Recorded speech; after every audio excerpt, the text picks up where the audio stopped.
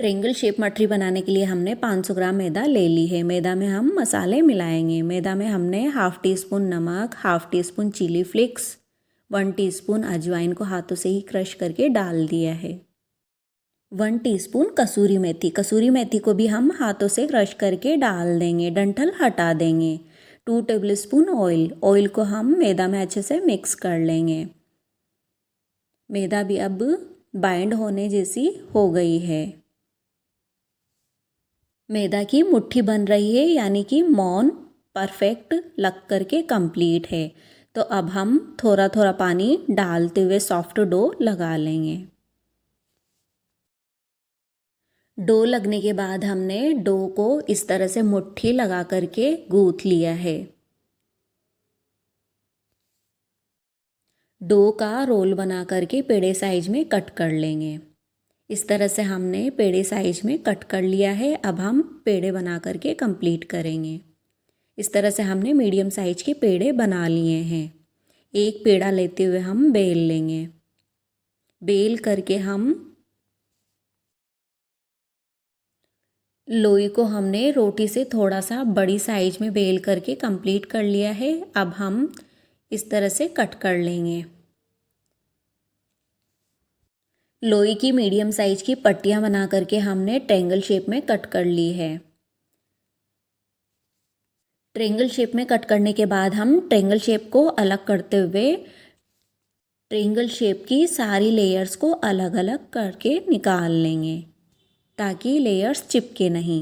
बाकी की लोइयों को भी इसी तरह से बेल करके कट कर लेंगे।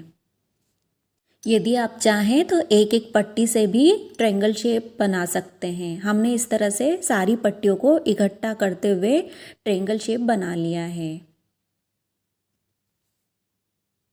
सभी ट्रायंगल शेप को अलग करते हुए हमने सारी ट्रायंगल शेप की लेयर्स निकाल ली है। यदि आप चाहें तो आप अपनी चॉइस के अकॉर्डिंग भी मठरी को शेप दे सकते हैं। हमने सारी लोइयों को बेल करके ट्रायंगल शेप में कट कर लिया है।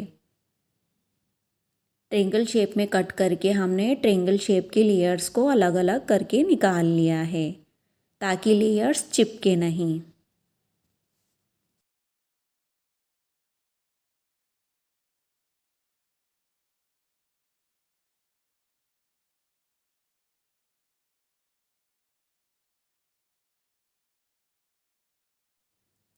ट्रायंगल शेप बन करके कंप्लीट है। अब हम ट्रायंगल शेप की मठरी को तल करके कंप्लीट करेंगे। उसके लिए हमने ऑलरेडी गैस की फ्लेम को ऑन करके कढ़ाई को रख दिया था। कढ़ाई में हमने ऑलरेडी ऑयल को भी डाल करके गर्म कर लिया था।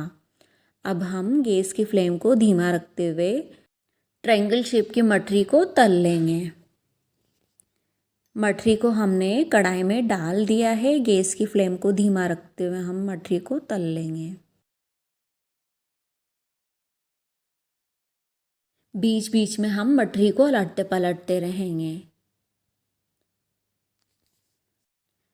गैस की आंच को धीमा रखते हुए हम मठरी को तल लेंगे।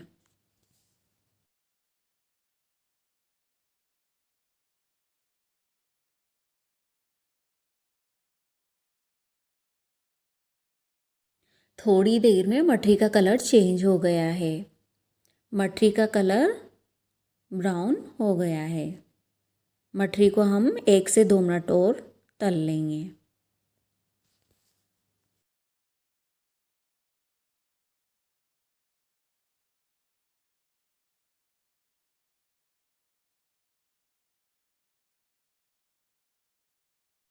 एक से 2 मिनट बाद मठरी का कलर चेंज हो गया है। मठरी ब्राउन हो गई है। गोल्डन ब्राउन होने के बाद हमने मठरी को निकाल लिया है। तेल को झटकते हुए हम मठरी को एक खाली प्लेट में निकाल लेंगे, और बाकी की मठरी को भी हम इसी तरह से तल करके कंप्लीट करेंगे। ध्यान रहे गैस की फ्लेम को हम धीमा ही रखें। धीमी आंच में मठरी को सिकने दें, और बीच बीच में हम मठरी को उलटते पलटते रहें, ताकि मठरी दोनों तरफ से बढ़िया से सिक के कंप्लीट हो जाए।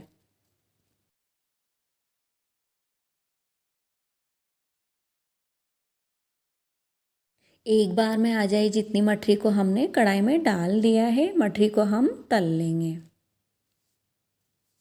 गैस की आंच को धीमा रखते हुए हम मठरी को तल लेंगे। यदि आप चाहें तो मठरी को फ्रॉक से प्रिक कर सकते हैं। यहाँ पर हमने मठरी को प्रिक नहीं किया है और ना ही मठरी फूली है।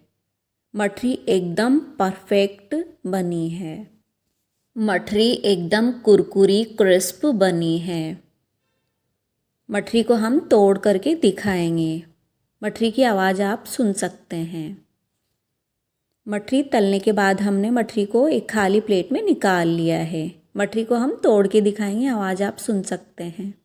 और यदि रेसिपी पसंद आए हो तो लाइक, शेयर और सब्सक्राइब करना, बेल आइकन को भी प्रेस करना ताकि आने वाली वीडियो की नोटिफिकेशन आपको मिलती रहे। तब तक के लिए आपको धन्यवाद।